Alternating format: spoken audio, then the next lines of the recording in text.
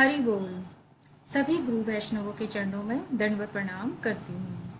हम पुस्तक पढ़ रहे थे महत्वपूर्ण वैष्णव शिक्षाएं, जो कि श्रील गुरुदेव भक्ति विबोध बोधायन गोस्वामी महाराज द्वारा लिखी गई है। आशा करती हूँ आप सभी श्रील गुरुदेव जी की वाणी का स्वादन कर इससे लाभ उठा रहे होंगे। अभी तक हम प्रश्न कर चुके थे, 60 तक कर चुके थे और आज हम नए भाग में एंटर कर रहे हैं और उस नए भाग का नाम है वैष्णव धर्म और साधना, जो कि 61 से स्टार्ट है।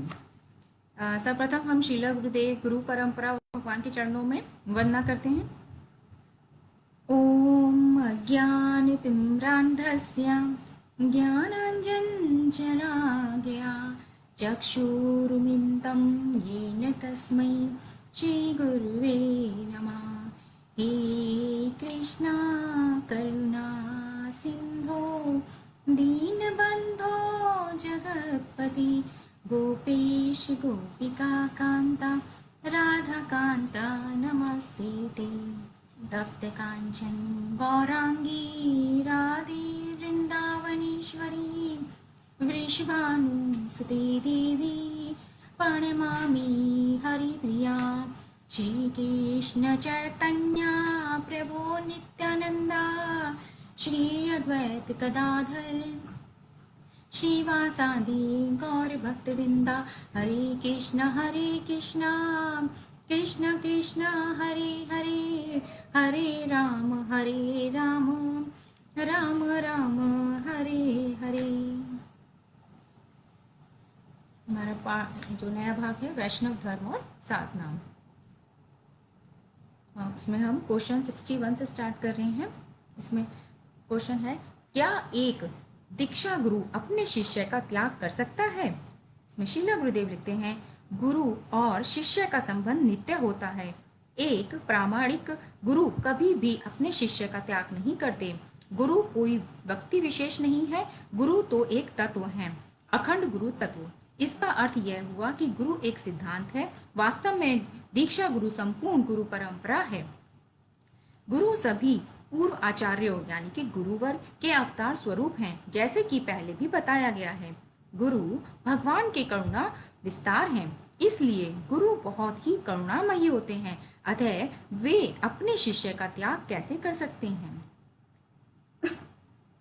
प्रश्न 62, धर्म क्या है? श्रीला भक्ति सिद्धांत सरस्वती गोस्वामी ठाकुर श्रीला प्रभुपाद ने अपनी एक हरि कथा में बताया है कि जीव का नित्य स्वभाव ही जीव का नित्य धर्म है। अगर हम दार्शनिक दृष्टि से देखें तो प्रत्येक जीवात्मा सुख, शांति, प्रेम तथा आनंद प्राप्त करना चाहती है। यह सुख, शांति, प्रेम व परम आनंद स्वयं भगवान श्री कृष्ण है। कलयुग ढोंग, पाखंड, लड़ाई झगड़ा और धोखेबाजी इत्यादि से परिपूर्ण है। इस कलयुग में गुरु परंपरा द्वारा अधिकृत प्रामाणिक गुरु द्वारा दीक्षा प्राप्त कर हरिनाम का आश्रय ग्रहण करना ही कृष्ण प्राप्ति का सरल उपाय है। इस प्रकार गुरु पदाश्रय ग्रहण कर निष्ठा पूर्वक निरपराध निरंतर हरिनाम करने से हम भगवान श्री कृष्ण को प्राप्त कर सकते हैं तथा परम आनंद, सुख, शांति व प्रेम प्राप्त कर सकते हैं। सभी वैदिक शास्त्र हरिनाम जप को ही कलयुग का मुख्य धर्म बताते हैं। हरिनाम के द्वारा हम अपने हृदय को शुद्ध कर सकते हैं तथा चिरकाल से अभिलाषित परम आनंद व परम शांति को प्राप्त कर सकते हैं। क्वेश्चन 63, आत्म धर्म क्या है? हम आत्मा का पोषण कैसे कर सकते हैं? इसमें श्रील गुरुदेव लिखते हैं, प्रत्येक जीव एक आत्मा है। धर्म आत्मा का नित्य स्वभाव है। नित्य आनंद में रहना ही आत्मा का वास्तविक कार्य है। आत्मा का धर्म है आत्मा को पोषित करना।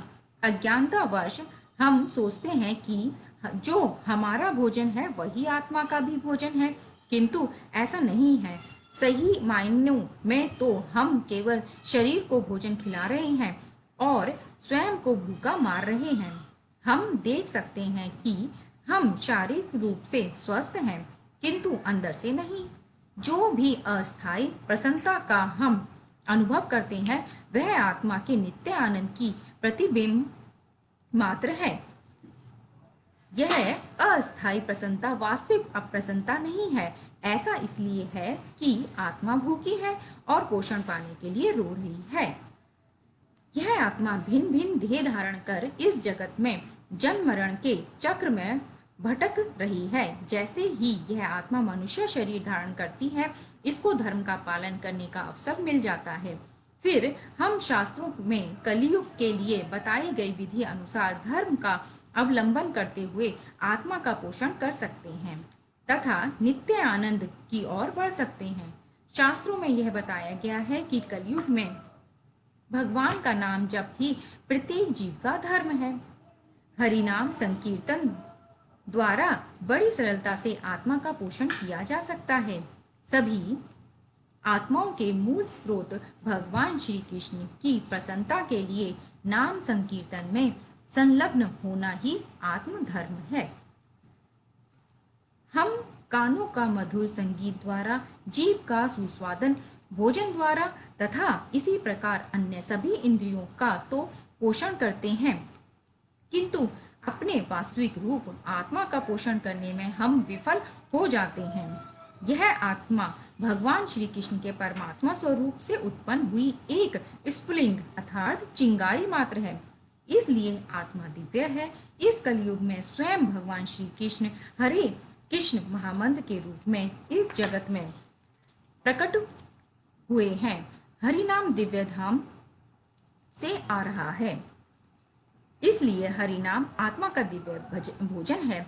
निष्ठा पूर्वक हरे कृष्ण महामंत्र रूपी हरि नाम का कीर्तन करना ही आत्मा का पोषण करना है। इस प्रकार अपने आत्म धर्म का पालन करने से हम नित्य आनंद में अवस्थित होकर परम शांति प्राप्त कर सकते हैं।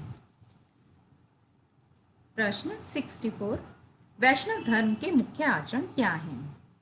इसमें वशिला गुरुदेव लिखते हैं, वैष्णव धर्म का पालन करने वाले भक्त को दैन्य एवं सहिष्णु होना चाहिए। उसके अंदर लाभ पूजा प्रतिष्ठा के लेश मात्र भी इच्छा नहीं होनी चाहिए। एक वैष्णव को सभी जीवों का यथा योग्य सम्मान करते हुए प्रतिदिन नियम पूर्वक हरिनाम जप करना चाहिए। इस प्रकार एक भक्त अन्याभिलाष रहित होकर हरिनाम करने से अपने मूल लक्ष्य कृष्ण सेवा अर्थात कृष्ण की प्रसन्नता हेतु को प्राप्त कर सकता है। प्रश्न 65, गुरु पदाश्रय ग्रहण किए बिना बाजार से जप माला खरीद कर हरिनाम जपने से क्या कृष्ण प्रसन्न होंगे? निसंदेह, इसमें श्रील गुरुदेव लिखते हैं, निसंदेह हरे कृष्ण महामंत्र जप का लाभ तो मिलेगा ही, किंतु गुरु पदाश्रय किए बिना यूं ही बाजार से जप माला खरीद कर स्वतंत्र रूप से हरिनाम करने से केवल पाप नष्ट हो सकते हैं तथा पुण्य प्राप्ति हो सकती है। इस पुण्य के फलस्वरूप अस्थायी भौतिक लाभ हो सकता है, किंतु इन पुण्यों के बल से जीव कभी भी अपने नित्य स्वरूप को नहीं पहचान सकता और ना ही कृष्ण सेवा में नियुक्त हो सकता है। गुरु पदाश्रय ग्रहण करते समय कृष्ण के शुद्ध भक्त एवं प्रतिनिधि गुरु जीव की शरणागति देखकर शिष्य के हृदय में कृष्ण प्रेम का बीज रोपण कर देते हैं। फिर यह शिष्य कृष्ण के प्रतिनिधि स्वरूप सद्गुरु के शरणागत होकर हरि कथा श्रवण एवं निरंतर हरिनाम कीर्तन रूपी जल द्वारा उस बीज को सींचता है। कर्म काल में यही प्रेम बीज लता बनकर धीरे धीरे वृद्धि करते हुए जीव को उसके नित्य स्वरूप में प्रतिष्ठित कर ब्रह्मांड भेद कर पर व्योम गोलोक धाम तक ले जाता है। चूंकि श्री कृष्ण इस जगत के मूल पिता हैं, इसलिए जिस प्रकार एक पिता अपनी खोई हुई संतान को पुनः पाकर अति प्रसन्न होता है, उसी प्रकार श्री कृष्ण भी अपनी भटकी हुई संतान को पुनः अपने समीप देखकर अति प्रसन्न होती हैं। इस प्रकार कृष्ण के शुद्ध भक्त तथा परंपरा द्वारा अधिकृत आचार्य के शरणागत होकर उनके द्वारा प्रदान की गई तुलसी माला पर प्रतिदिन निष्ठा पूर्वक हरिनाम जपने से जीव भगवान श्री कृष्ण को प्रसन्न कर सकता है, अर्थात उनकी नित्य सेवा में नियुक्त हो सकता है। प्रश्न नेक्स्ट है 66। तुलसी माला पर जप करना श्रेष्ठ है अथवा बाजार में बिकने वाले काउंटर मशीन से। इसमें श्रील गुरुदेव लिखते हैं, पूर्ववर्ती आचार्यों का निर्देश है कि हमें निरंतर हरिनाम करते रहना चाहिए, लेकिन समाज में आजकल कुछ स्थानों पर ऐसी परिस्थितियां हैं जहां भक्तों को माला पर जप करते देखकर कुछ लोग उनकी निंदा करते हैं, उपहास उड़ाते हैं अथवा उनको नकारात्मक दृष्टि से देखते हैं। ऐसे में वे निंद कजन अपराध के भागी बनते हैं। इसलिए ऐसे विषय परिस्थितियों में इस परिस्थिति में उन साधारण लोगों को अपराध से बचाने साथ ही पूर्ववर्ती आचार्यों के निरंतर हरिनाम के निर्देश का पालन करने के उद्देश्य से काउंटर मशीन से हरिनाम जप किया जा सकता है, लेकिन फिर भी कृष्ण की प्रसन्नता के निमित्त गुरुदेव द्वारा प्रदान की गई तुलसी माला पर ही हरिनाम जप करना सर्वश्रेष्ठ है। नेक्स्ट प्रश्न है 67। अनर्थ कौन कौन से होते हैं? इसमें श्रील गुरुदेव लिखते हैं, अनर्थ 4 प्रकार के होते हैं। प्रत्येक अनर्थ आगे 4 भागों में विभाजित है। पहला, स्वरूप भ्रम, स्वयं के भगवान के अथवा भक्ति आदि के वास्तविक चित स्वरूप का अज्ञान। इसके अंदर आते हैं स्वतत्व भ्रम, यानी कि जीव स्वरूप भ्रम, स्वयं के वास्तविक स्वरूप का भ्रम।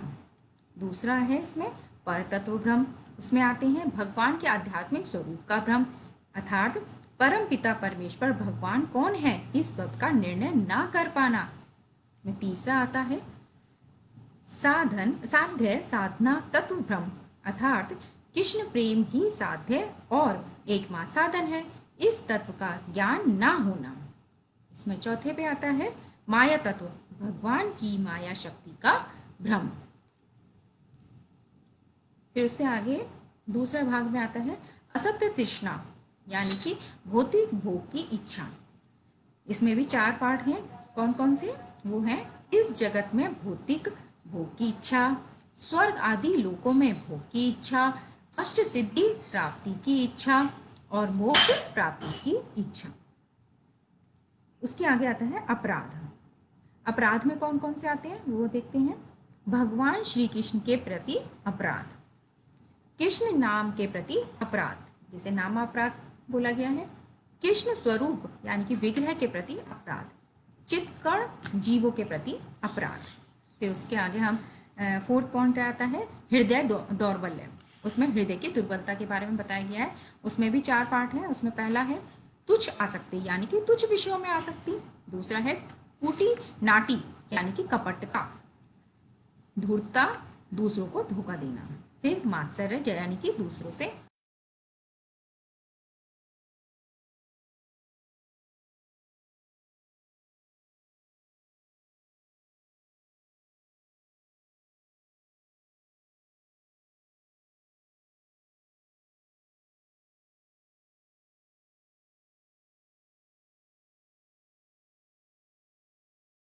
शिष्य शब्द का वास्तविक अर्थ समझना होगा।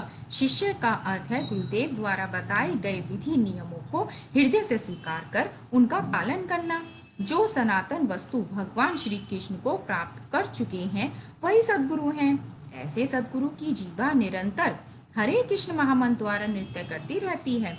वे स्वयं की अनुभूति एवं शास्त्रानुसार निरंतर भगवान कृष्ण की महिमा का गान करते हैं। वे स्वयं को हमेशा जड़ जगत की असत प्रवृत्ति से दूर रखते हैं। ऐसे सद्गुरु के आश्रित होकर निष्ठापूर्वक उनके निर्देशों का पालन करते हुए निरंतर साधन भक्ति करने से धीरे धीरे शिष्य की असत प्रवृत्ति दूर हो जाती है और हृदय में शुद्ध प्रेम भक्ति का प्राकट्य होता है। प्रश्न है 69। क्या गुरुदेव के चरणाश्रित होकर हरिनाम जपने वाला व्यक्ति दूसरों की निंदा करने पर भी गोलोक धाम वृंदावन में प्रवेश पा सकता है? इसमें श्रीला गुरुदेव लिखते हैं कि श्रीला वृंदावन दास ठाकुर ने श्री चैतन्य भागवत में लिखा है, काहरे ना करे निंदा कृष्ण कृष्ण बले, अजय चैतन्य से ही जीनी बेक हिले। इसका अनुवाद है, जो किसी की निंदा ना करते हुए केवल कृष्ण कृष्ण बोलते हैं वे अनायास ही अजय श्री चैतन्य को जीत लेते हैं। औदार्य में नंद नंदन श्री कृष्ण करुणामयी राधा रानी की अंकांति से सुललित भाव लेकर इस लोक में श्री कृष्ण चैतन्य महाप्रभु के रूप में अवतीर्ण हुए।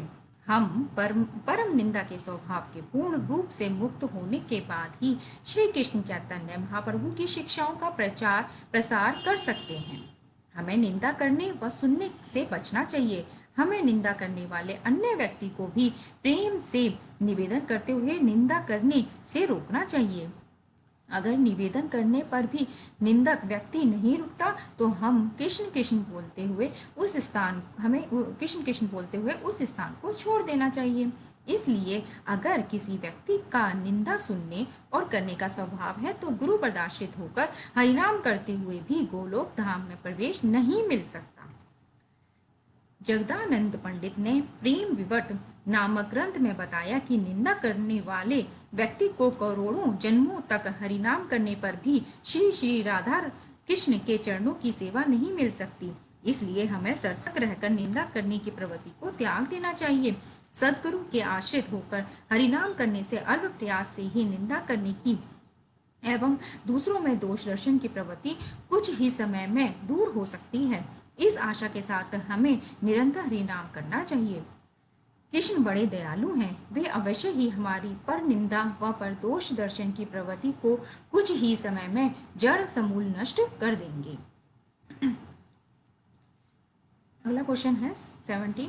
क्या अपने गुरुदेव द्वारा प्रतिष्ठित संस्था के माध्यम से वैष्णव धर्म का प्रचार करते हुए अन्य वैष्णव संस्थाओं की निंदा करने से गुरु सेवा होगी? इसमें शिला गुरुदेव लिखते हैं, कृष्ण रक्षति जगतत्रयम्, अर्थात गुरु अर्थात श्री कृष्ण ही मूल रूप से इस जगत के गुरु हैं। वे ही सबके रक्षक हैं। अन्य वैष्णव संस्थाएं भी भगवान श्री कृष्ण की ही आराधना करती हैं। इसलिए अपने गुरुदेव की संस्था प्रसार के उद्देश्य से दूसरे वैष्णव संस्थाओं की निंदा करने से कृष्ण कैसे प्रसन्न हो सकते हैं? अपितु ऐसी प्रवृत्ति से गुरु सेवा के स्थान पर वैष्णव अपराध ही होंगे।